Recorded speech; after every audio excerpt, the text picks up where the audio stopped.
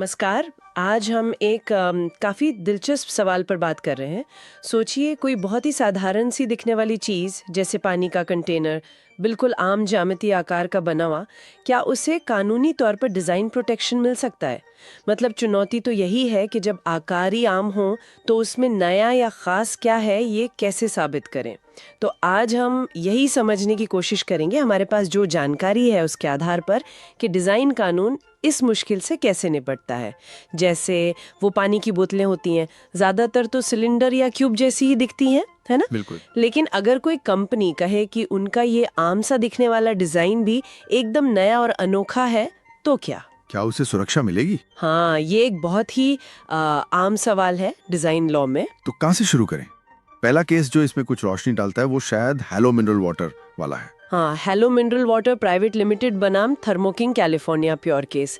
इससे एक बात तो साफ होती है। क्या कि सिर्फ एक बुनियादी ज्यामितीय आकार ले लेना जैसे कि एक सिलेंडर वो अपने आप में कोई नई बात नहीं है।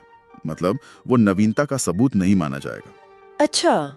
डिजाइन में उससे कुछ ज्यादा होना चाहिए, कुछ कुछ ऐसा जो देखने में खास लगे, नया लगे। एक विजुअल अपील होनी चाहिए। Visual appeal. हाँ, वही आंखों को आकर्षित करने की बात। डिजाइन में कुछ ऐसा सौंदर्य हो या कोई ऐसी खासियत जो उसे सिर्फ एक फंक्शनल चीज से ज्यादा बना दे। तो सिर्फ आकार चुन लेना काफी नहीं। लेकिन फिर एक और मामला है, रोटेला ऑटो कंपोनेंट्स वाला। उसने इस बात को और खोला, है ना? बिल्कुल। रोटेला ऑटो कंपोनेंट्स पी लिमिटेड बनाम जसपाल सिंह, ये केस थोड़ा और गहराई में जाता है।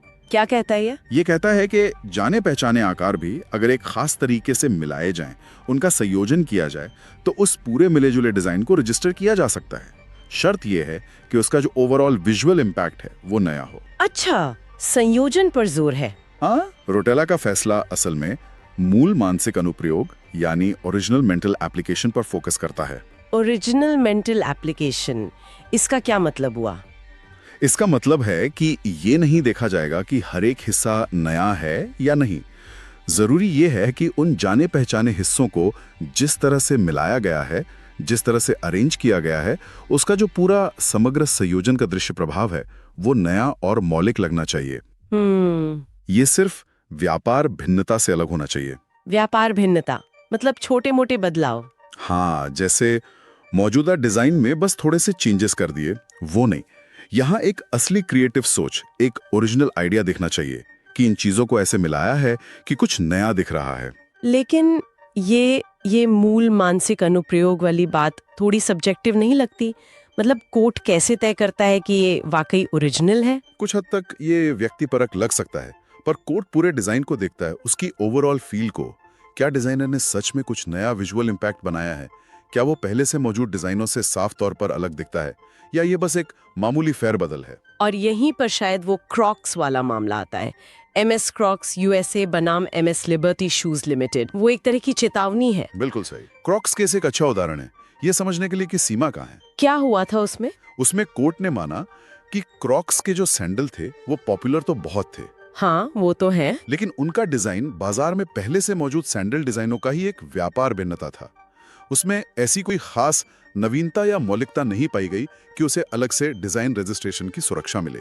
मतलब वो दिखने में पहले वालों से बहुत ज्यादा अलग नहीं माने गए। हाँ, कह सकते हैं कि वो सिग्निफिकेंटली डिस्टिंग्विशेबल यानी पर्याप्त रूप से भिन्न नहीं थे। तो अगर हम इन सब केस की बातों को एक साथ रखें तो निचोड़ क्या निकलता है? किसी डिजाइन को प्रोटेक्शन कब मिलेगा, खासकर जब वो सिंपल शेप से बना हो? देखिए, कुछ मुख्य सिद्धांत उभर कर आते हैं। पहला, नवीनता। अलग अलग हिस्सों में होना जरूरी नहीं, उनके खास कॉम्बिनेशन में हो सकती है। ठीक है, कॉम्बिनेशन इज की। दूसरा, सिर्फ छोटे मोटे बदलाव यानी ट्रेड वेरिएशन काफी नहीं है। ओरिजिनल मेंटल एप्लीकेशन दिखना चाहिए, एक असली रचनात्मक कोशिश। तीसरा, डिजाइन की विजुअल अपील यानी देखने में कैसा लगता है, उसका सौंदर्य मूल्य ये मायने रखता है, वो सिर्फ फंक्शनल नहीं होना चाहिए। और चौथा, डिजाइन को पहले से मौजूद डिजाइनों से साफ तौर पर मतलब काफी हद तक अलग करने योग्य होना चाहिए।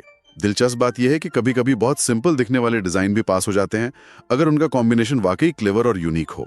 अच्छा, तो ये दिखाता है कि क्रिएटिव कॉम्बिनेशन सादगी पर भी भारी पड़ सकता है। चलिए तो वापस उस पानी कंटेनर वाली कंपनी पर आते हैं। अगर उन्हें अपने उस सिंपल ज्यामितीय आकार वाले कंटेनर को रजिस्टर करवाना हो तो उन्हें प्रैक्टिकली क्या करना चाहिए? हमारे स्रोतों के हिसाब से उन्हें कुछ ठोस कदम उठाने होंगे। जैसे? एक तो डिजाइन की बहुत डिटेल्ड विजुअल प्रेजेंटेशन देनी होगी, अलग अलग एंगल से तस्वीरें या ड्राइंग्स, ताकि उसका पूरा लुक, उसकी बनावट साफ दिखे। ठीक है। दूसरा, एक बहुत मजबूत नवीनता का विवरण यानी स्टेटमेंट ऑफ नॉवेल्टी तैयार करना होगा। इसमें साफ साफ लिखना होगा कि नयापन कहाँ है, अलग अलग शेप्स में नहीं बल्कि उनके खास संयोजन में, उनके अनुपात में, उनकी व्यवस्था में, जिससे एक नया गेटअप बन रहा है। मतलब पूरा फोकस कॉम्बिनेशन पर। बिल्कुल। तीसरा, इस बात पर जोर देना होगा कि डिजाइन का मकसद सिर्फ उपयोगिता नहीं बल्कि आंखों को अपील करना भी है, उसे देखने में अच्छा बनाना है। और चौथा? चौथा, उन्हें साफ तौर पर दिखाना होगा कि उनका डिजाइन मौजूदा डिजाइनों से अलग कैसे है, और ये सिर्फ एक मामूली बदलाव क्यों नहीं है। पूरी दलील समग्र संयोजन के दृश्य प्रभाव पर आधारित होनी चाहिए। तो संक्षेप में यही है कि सिंपल शेप से बने डिजाइन भी प्रोटेक्ट हो सकते हैं, बशर्ते उनका कॉम्बिनेशन ओरिजिनल सोच दिखाए और एक खास विजुअल अपील पैदा करे। पूरा विजुअल इम्पैक्ट देखा जाता है, न कि सिर्फ उसके पुर्जे। बहुत खूब, ये तो काफी साफ हो गया। और जाते जाते एक सवाल मन में आता है, भविष्य में जैसे AI जनरेटेड डिजाइन जैसी टेक्नोलॉजीज आएंगी, हाँ, वो ये ओरिजिनल मेंटल एप्लीकेशन और क्रिएटिविटी के हमारे मौजूदा विचारों को कैसे चुनौती देंगी? ये सोचने वाली बात होगी।